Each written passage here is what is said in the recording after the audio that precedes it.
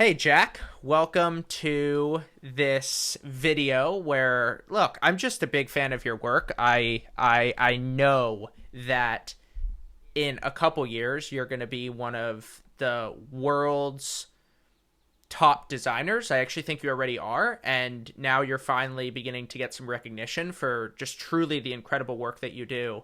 And I've spent the past couple years writing, and I've found that I'm now actually limited by my ability to communicate ideas in images.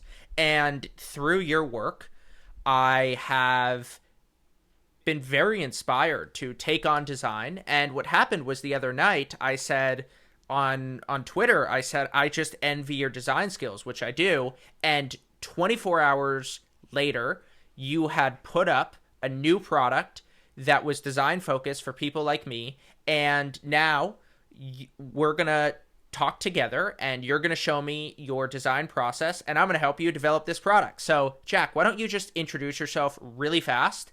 We already have the screen sharing of this list of quotes that you have, but just 30 seconds. Tell us about your work, what you do, and then we'll get into the behind the scenes of how you actually design something. Sure. Thank you for having me on. I will keep it short. So I have a background in design, worked in corporate advertising for a long time. A couple of years ago, started my own business. Was an ad agency, but I've since pivoted it to a really narrow focus, which is this visual communication with very simple graphic forms. And the way we got introduced was through the sort of consumer brand version of that, which is called Visualize Value. And that's been my focus for the last year or so, and now trying to build products around this idea of helping people communicate visually. Absolutely fantastic. Well, as we'll see today, you have a very distinct style. And so I just want to kick this off here. So the way that Jack designs things is you generally take a quote, take an idea that is resonating, and very often they are either famous quotes through history or ideas that have become so integrated to the culture that they've become cliche with words. And so what you do is you de-clicheify ideas through images and you make them totally new again. So we're going to start here with quotes and let's find something together and see where we end up. Very cool. Okay. I like that Aristotle, darkest moments we see light. Believe that you can and we're halfway there. What we can achieve inwardly will change outer reality. The best way out is through. From a small seed, a mighty trunk may grow. Those are the five that catch my eye. Which the what we achieve inwardly is interesting. Where is that one? It's third to the top from the bottom. So third from the I got bottom. it. Got it. Got it. Got it. Yeah. Yeah, I think this one is good. I mean, so Okay, to let's do speak that. to like part of the process in even picking these, like these have been compiled just things that have inherent, like they're inherently valuable ideas, but then when it comes to the point of the process where you're trying to visualize them, there has to be some like underlying logic or contrast or like visual idea in there, if that makes sense. So I'm Mm-hmm. looking for things that jump out. I think if you sit with an idea long enough, you can get there with pretty much anything. But something like this is, I feel like there's something interesting here. So let's fire up another Great. window. Yeah, I think it's important here, just while you fire this up, I'll just make a comment. And I see this a lot with my writing students. Like, one of the things that we talk a lot about is just having notes so that once you begin to sit down to write, it becomes a lot easier where you don't have to start from scratch. And that's exactly what just happened. You had all of these ideas saved, and then we could just go through. I could just pick five things and something popped at you. So you pop open Figma. Why is it that you use Figma? To me, Figma seems like a platform for sharing design. What is it about Figma that is really interesting to you?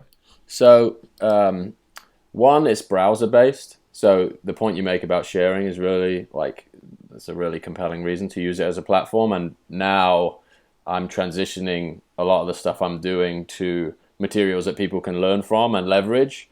It's also free. So building systems in Figma just there's more upside on the product side because I can give these files to people to edit and work from, as opposed to I work in Sketch normally, which is essentially the Mac native version of Figma. I'm sure both sides would be infuriated if I described it like that, but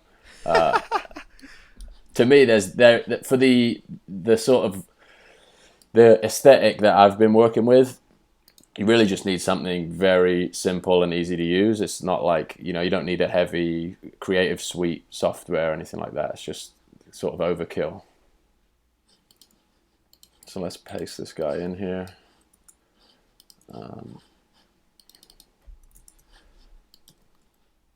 Oops.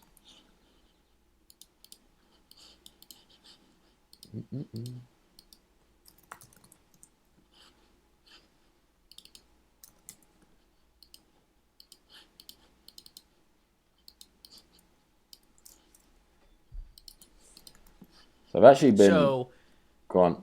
For brand building stuff, you use the same font every time?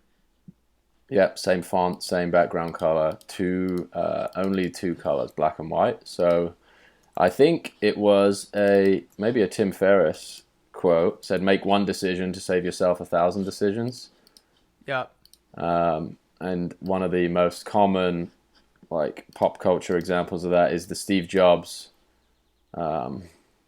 turtleneck and jeans, right? It's it's the one thing that when you get out of bed in the morning, you don't want to expend any excess creative energy on things that aren't actually driving the craft forward. And I think that this particular constraint for me is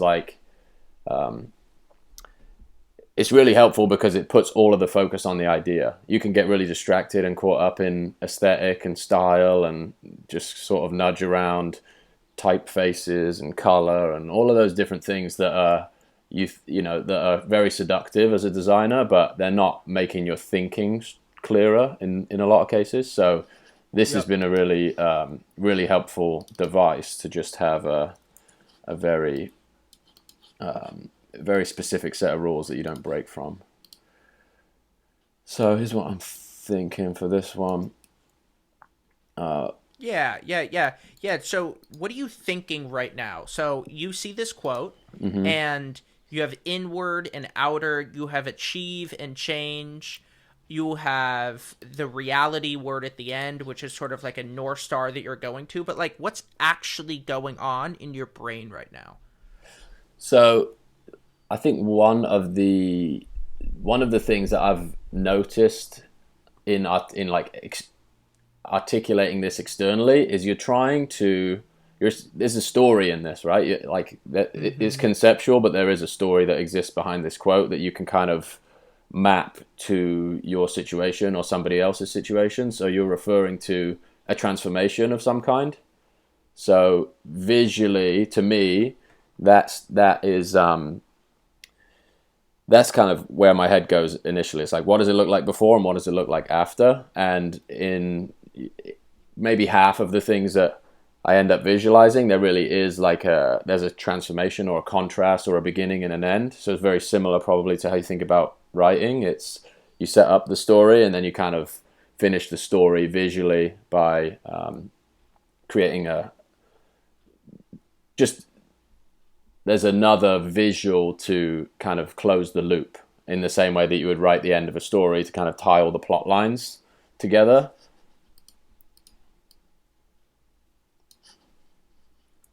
So what I'm thinking is we have a form that's representative of, I think again, there are probably, and I'm not technically educated as a writer, so I think there's probably a lot of crossover here in you're thinking about a character, you're thinking about a point of view, you're thinking about how someone is experiencing something. So the way I would set something like this up is to actually think about this as two sides of a story. So this would be 960. So on the left-hand side here, we have, this is the person who has not necessarily gone through that process of transformation. And then we have a different situation on the right hand side here where I'm going to change this quickly, where this person is influencing their situation. So I'm just going to do a really simple thing here.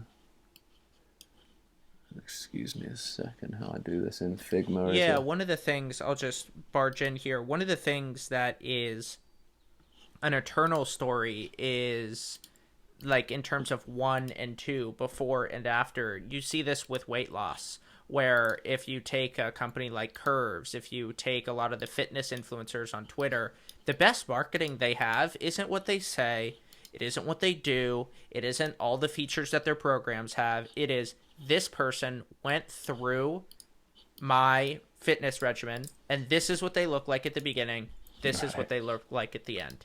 And humans are very good at picking up on this story of before and after.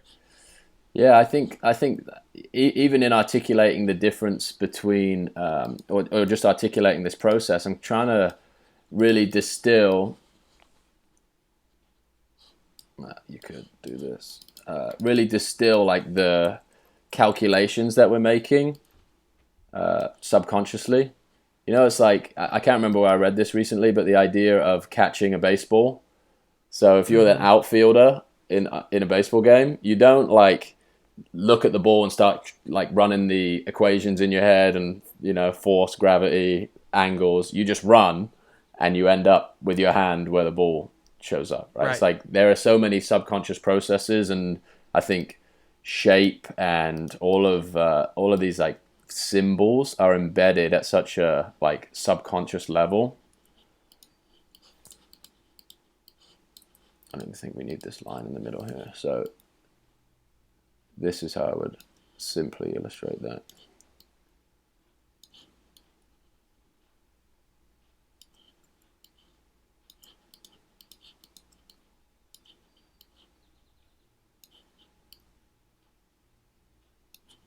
That's one way of doing it.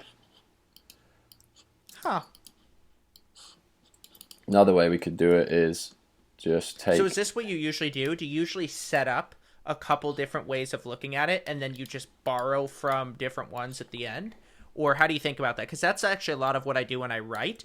I'll take a paragraph and I'll write it 3 times, and then I'll pick the one that I like the most. But very often, I don't like a single one the most. I will really like number 1 as a base. I'll like 2 words from paragraph 2, 1 sentence from paragraph 3, take the words from 2, the sentence from 3, bring it all into 1.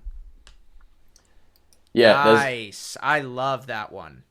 Cool. Yeah, I think, again, like, a very similar process, right? Like, this is a little clunky. Like, there's like this kind of weird L shape of black space here. It's getting the idea across, but there's more form, and there's excess in here. So in the same way that you would edit writing, like, what can I take away but still make the point very clearly? I know you've been doing a lot of educating on that in the last couple of weeks. It's a very similar process, right? This process of reduction and removing things that aren't necessary to make the point.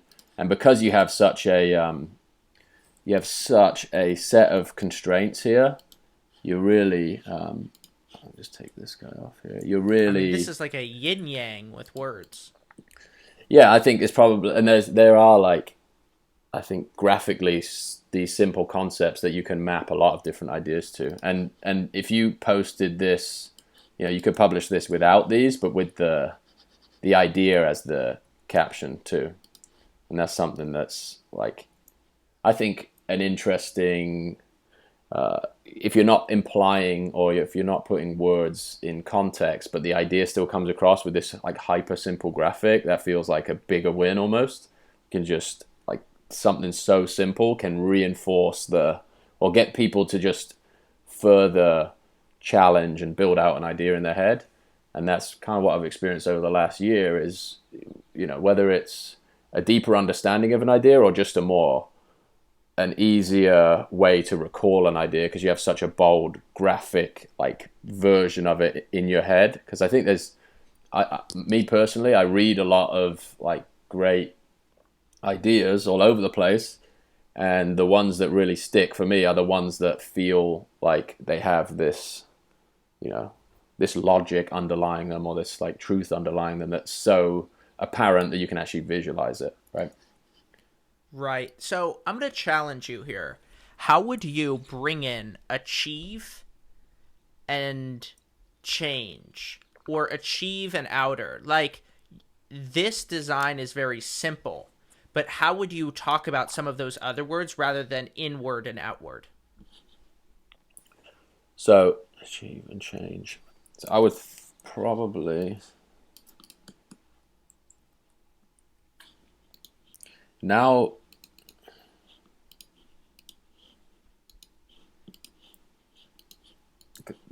we're talking about like an idea.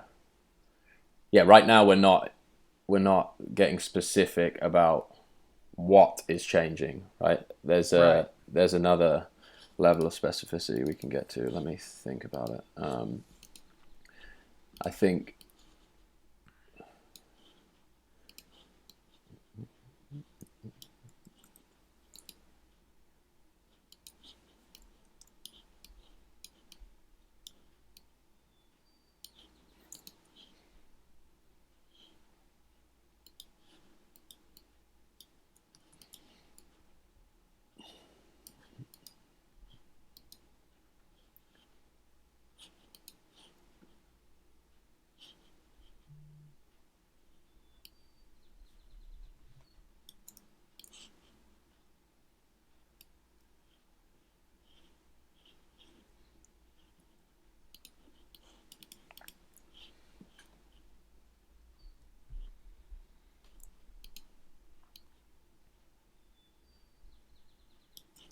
so. There's another thought here that goes perhaps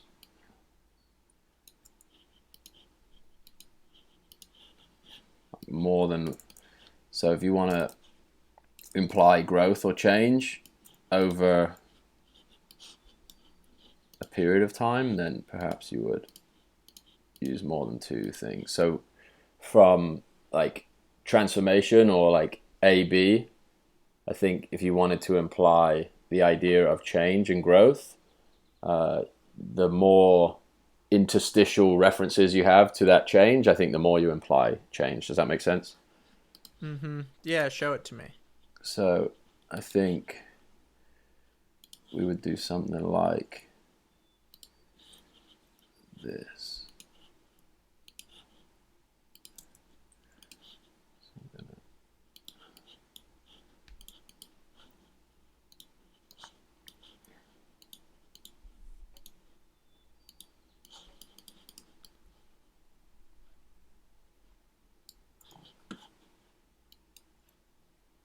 One of the things, and it's just a comment, Mm-hmm. is how many things you do in your design to visually help you make sense of what's happening, with lines and curves and all the movements that you put on the screen just to help yourself visualize, that then you begin to take away later on. Mm-hmm. Yeah, I think it's like, again, with the like similarities to the writing process, it's I think there's quite a lot of. So here's what I would do for this. Maybe three is too many.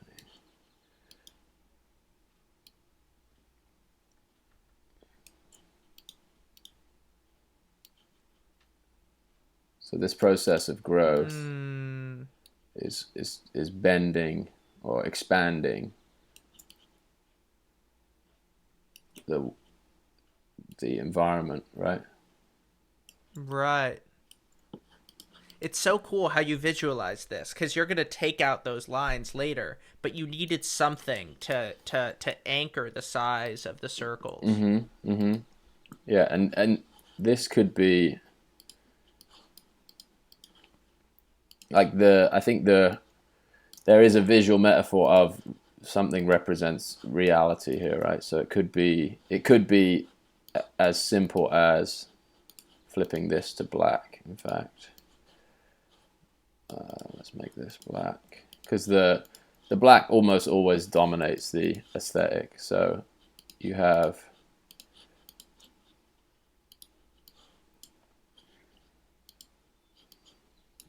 oops, oh, this needs to be yeah.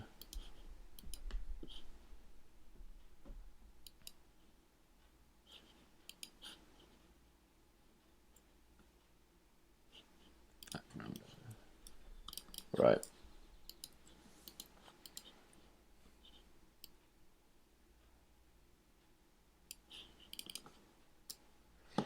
So this center line is the implied growth, and then the expansion that's happening externally is, you having an effect on the world.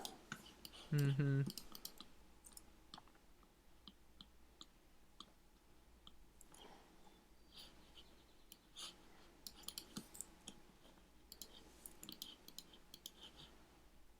It's very interesting that you're making so many versions of these things, because it shows that you're basically building up different intellectual assets, and then you're keeping them, and you're saying, you know what, that's good enough, but now I need to take that and then start playing with it in a different way. And whenever I design, I just design one thing, and you're very clearly designing like many different things, and then you're ending up with one combination of all the things that you've designed.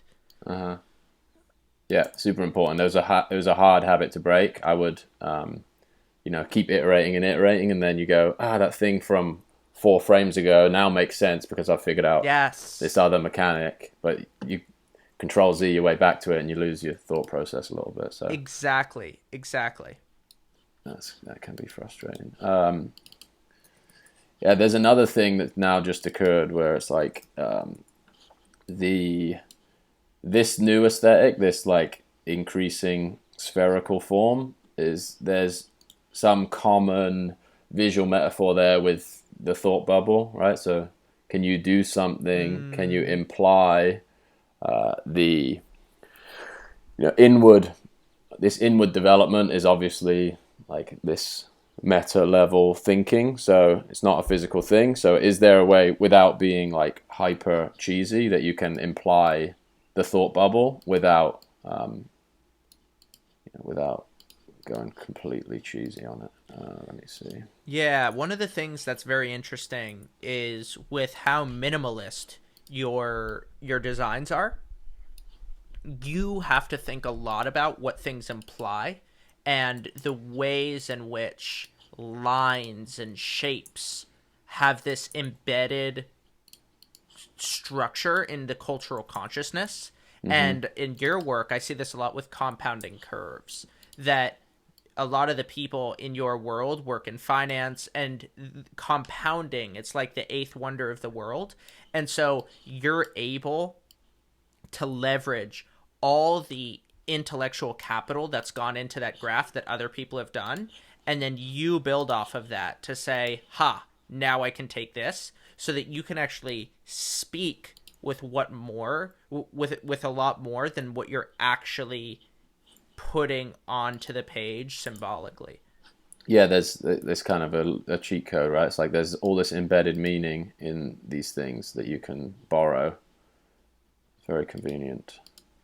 And I think it's a cool challenge to just say, look, like I could have gone to, use icons, for example, like, just take something that is an image. I was actually looking up some stuff before we got on the phone around like symbols and why we understand them. And there was an example of the airplane. So like the airplane has been portrayed in so many different odd ways, like the kids' toys that you get that are like bubble bodied airplanes with tiny little wings, and you have like these huge long, and it just doesn't, there are these characteristics visually that it's an airplane regardless of whether it's like consistent with what's necessary for an airplane to take flight, right? It's like they're just these visual symbols that everybody gets. And I think even more meta than icons are things like graphs and this is another kind of interesting thought here. So your growth being this idea that, reality rests on, or, you growing has this effect externally. Another way to do it. We're in the wrong way around here.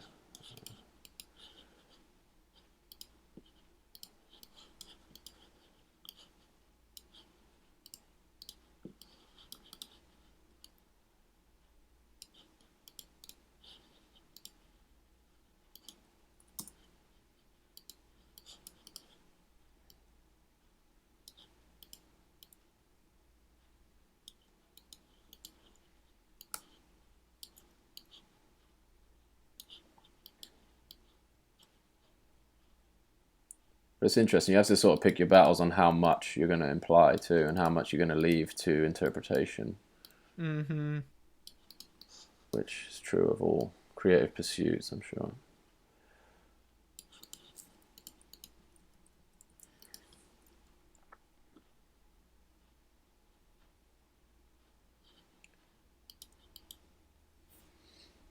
There's also a great case to be made for this being done in motion. And this is a particularly good one for motion because you can create that relationship between the growth of the form that represents the person and the thing that exists outside of the person. Mm-hmm. Does that make sense? So you could kind of, whether it is this sphere that is slowly filling up and the let me actually just do that without actually animating it, but the way I would think about something like that is, you could reduce the elements even more in that case. So you would have for example, it's similar to what we already talked about, but I would think about it like this. So you'd have the height of this circle represents like the amount of growth that's happening at the individual level. Okay. And you could, whoops.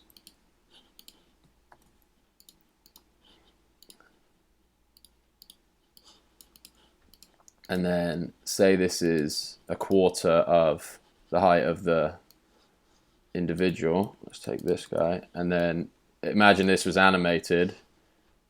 As that increases, this is increasing. And the exterior is changing at the same rate, percentage-wise. Does that make sense? Yeah. So it would go. This would be going up, and this would be coming down. And then as this overlaps with this, maybe we change the color of the outline, so you have the contrast start to play in. But that's how I think about that. So motion gives you a whole other set of tools to play with. You could do it from left to right, same idea. Where do you animate? I use After Effects. Cool. Which is... And then what do you do? Do you do each individual drawing or design, and then you throw it into After Effects, and then you just have a cut?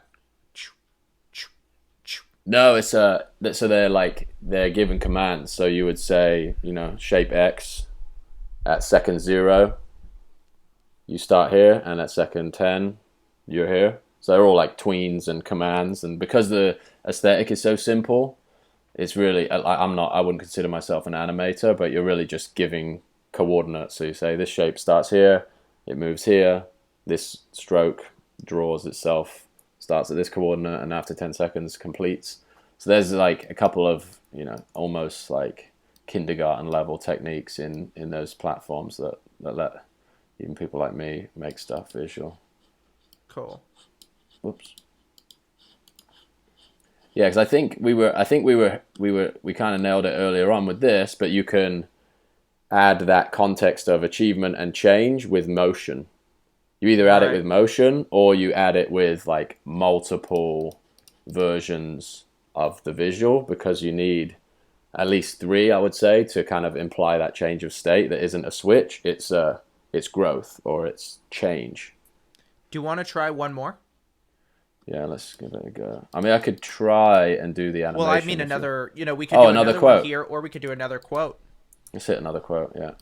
Yeah, I think it's really interesting. Like for me, what I'm the most interested in is how you take an idea and begin to visualize it. So Mm-hmm.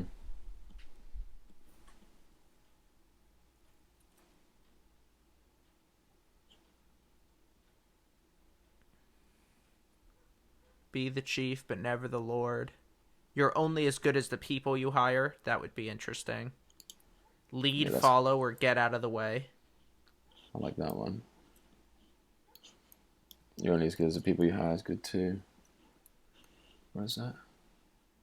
Where there is no vision, there is no hope. I like that. Who said that? George Carver. I love that you don't even remember putting these into your Nah. notes. I mean, that's why notes are so powerful. We always think of notes as, oh, I need to remember the things that I remember really well. The point of notes actually is remembering the things that you forgot, or 100%. finding the things that at one point in your life you resonated with, so that you can save them for the future. Okay, so here we go. So where there is no vision, there is no hope, by George Washington Carver. Okay. All right. So again, we have a very small palette of tools to operate with here. So my head goes to, like, one of the great things about the black and white palette is there's so many like connotations already in that, light and dark. Right. I think that helps with a lot of the visualization, and like contrast is a big component of the course that I've been writing the last couple of days. This idea of contrast in form or contrast in color. Like as soon as the more variables you introduce, the harder it gets to kind of make your point, and the less creative you have to be as well. I think that's even more of a influential factor on like improving your thinking. And I think a lot of what I've enjoyed about your writing, there's some similarities there. The idea of using a tweet as a creative restriction, right? How do you communicate a massive idea in 280 characters, is it now? The idea that like you could ramble on for 5 or 6 pages to explain this thing, but like that format has really forced people to chop out the stuff that is superfluous, and in some cases, there's a necessity for these like longer pieces of content, but you can really get to the essence of it and seduce people to study further by distilling it at the top end. So that's, I think, there's a similar idea in there. Where there's no vision, there is no hope. Let me think about this. So the first thing that pops into my head, and again is like a common visual vernacular, as it were, is the idea of how we think about vision Yes. in high Totally school or wherever resonates. else. This idea should be in the line panel here. So let's distribute these, and then because we have the black and white, we can use vision. So we can use this super high contrast to imply vision. And I would even do this. There's a different format where you can sort of break this into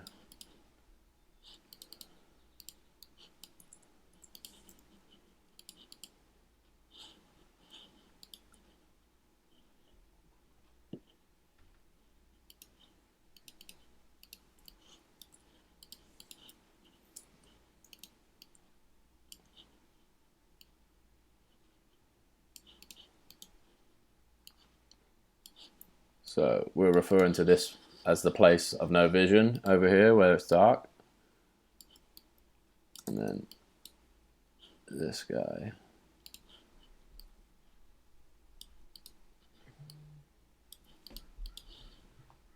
You could also break this sentence up to be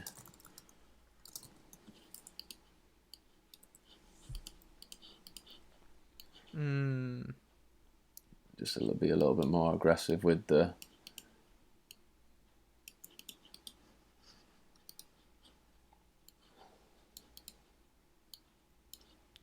Yeah, I mean, the thing with that small one is, yeah, it has to be bigger to imply the eyes. Like, I think that that's a little too narrow to imply the eye vision graph. Yeah, I mean, to me, that implies vision more. Now, if I were to challenge you here, the yeah, hope doesn't imply upward mobility. So, like, when I think of hope, I think of moving up. right. So there's this is all linear, whereas hope is about rising up. How can you convey that?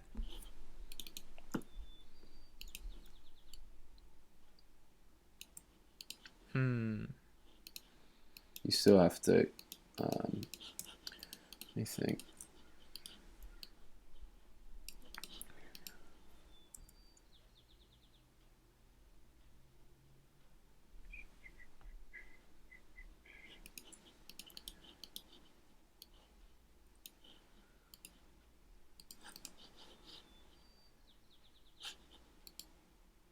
There's another way we could do this with kind of imply that.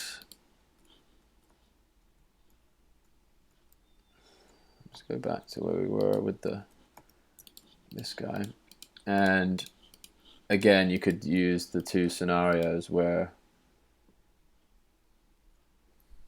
there's a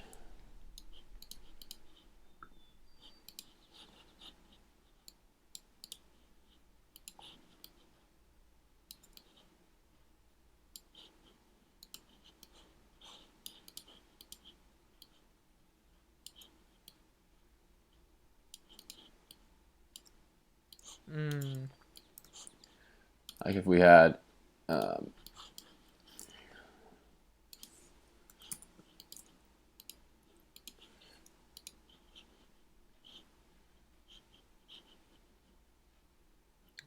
you may even want to do a let me see.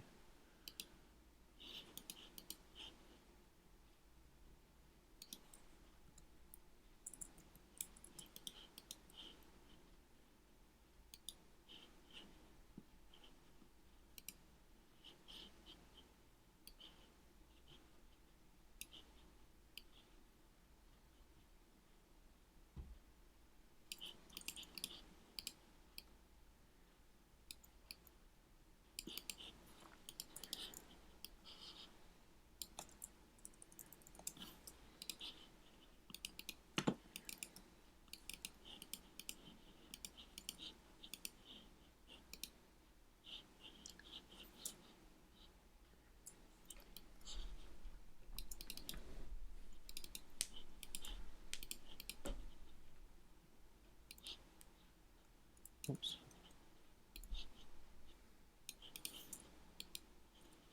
Now to your point of the vertical, we could do this.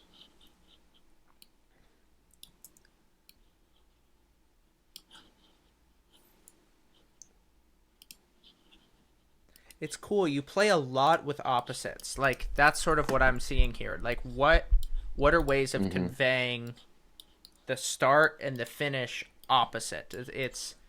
It really seems to be always where you go. Yeah, I Okay. think like again, like the natural comparison, right? Is we have I think we're judging animals. We just like want to compare stuff without contrast. We cannot see that idea of like Right. you need a baseline to make a comparison. So I think this is kind of a yeah. I like this. I think that's a you could make this more and more aggressive in terms of how much we actually want to show in terms of what we can see here. But we're obviously implying a amount of sight forward. Right. And I think that would even work. That could even work at horizontally 90 degrees, just because you're talking about a more foresight, more distance into the future. So yeah, I think this could work just with the quote attached. How do you feel about that Yeah. one? So throw the quote in there and show me what it would look like for it to be finished. I think I would. I think I would even post this with the quote above and just have this attached. So someone reads the quote in the tweet, and then this image just supports that quote. Got it. I actually sort of moved away from. I do it on occasion, but I really like the idea of the image being almost independent of it. So once you've read the quote and you've married the image to the quote, you have this like, you could then take that image and put it on your wall, and every time you look at it, you know that's what it represents.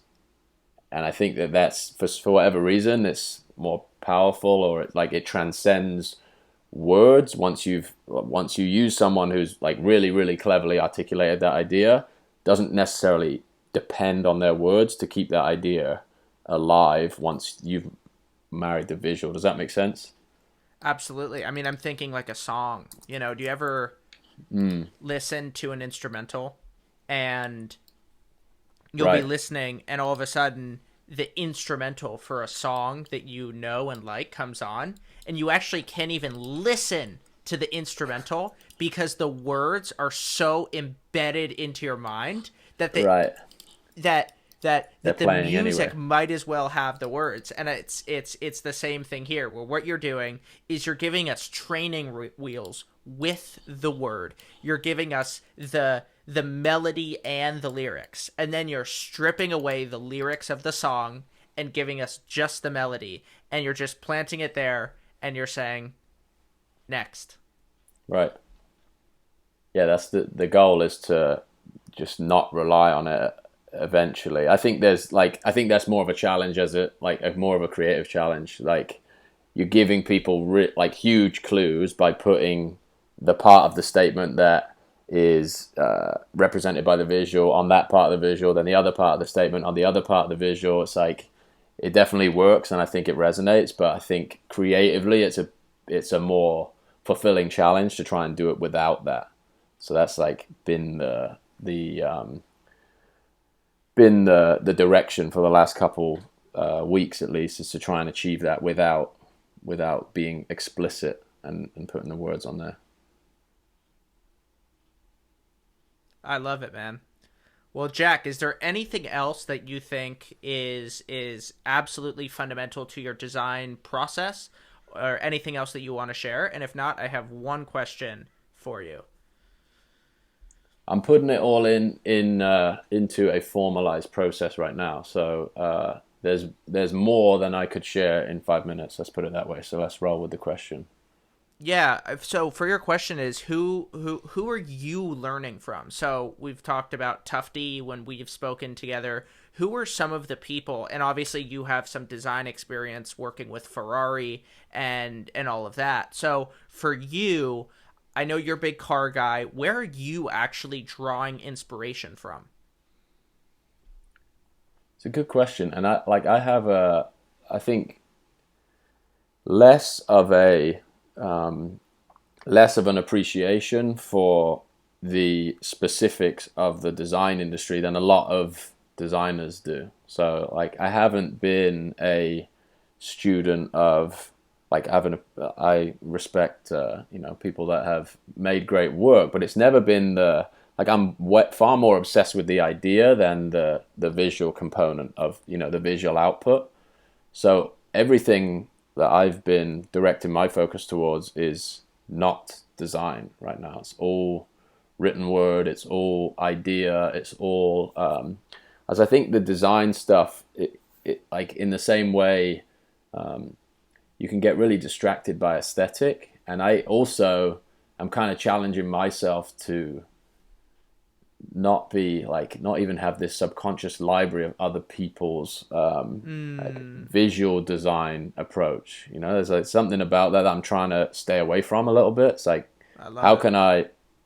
can I just read and absorb ideas in their rawest form in words, and put them out in what I hope to be the most original way possible? Because I know as soon as I start pouring through design blogs and books, that stuff's just going to start pouring in, and whether I want to or not, I'm going to be recalling it. So I'm just trying to I'm trying not to break the process of inspiration that's been working for a year now, which is just chase after the concepts that are super interesting, and challenge myself without leaning on aesthetics to articulate that stuff.